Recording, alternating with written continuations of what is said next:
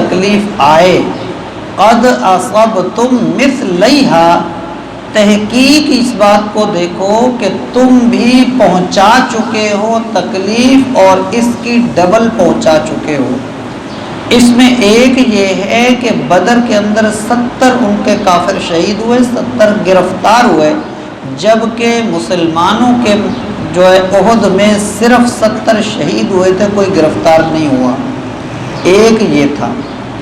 دوسری چیز اس میں ایک یہ بھی تھی کہ بدر کے اندر مسلمان جو تھے انہوں نے کافروں کو قتل بھی کیا تھا اور اس کے ساتھ ساتھ گرفتار بھی کیا تھا، اور اس کے ساتھ احد میں پہلے فتح حاصل کی، کفار کے بندے مارے۔ یہ 2 جنگوں میں ہوا، اس لیے ڈبل کہا گیا۔ اور ایک چیز یہ تھی کہ بدر کے اندر جو گرفتار کیے گئے تھے اس میں رکھی گئی تھی ایک رائے۔ حضور نے فرمایا تھا کہ بتاؤ ان کے ساتھ کیا سلوک کیا جائے۔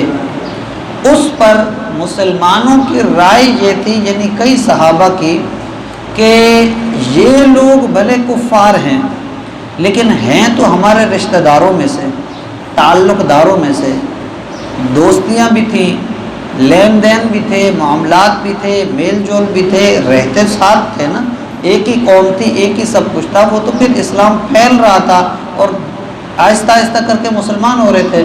تو مسلمانوں کی رائے یہ ہوئی صحابہ کی، کچھ کی، کہ ان کے ساتھ اچھا سلوک کریں، ان سے فدیہ لے کے انہیں معاف کر دیں، انہیں چھوڑ دیں، فدیہ لے لیں، چھوڑ دیں۔ فائدہ یہ ہے کہ فدیے سے اسلام کو فائدہ ملے گا، دولت ملے گی، کچھ مضبوطی آ جائے گی۔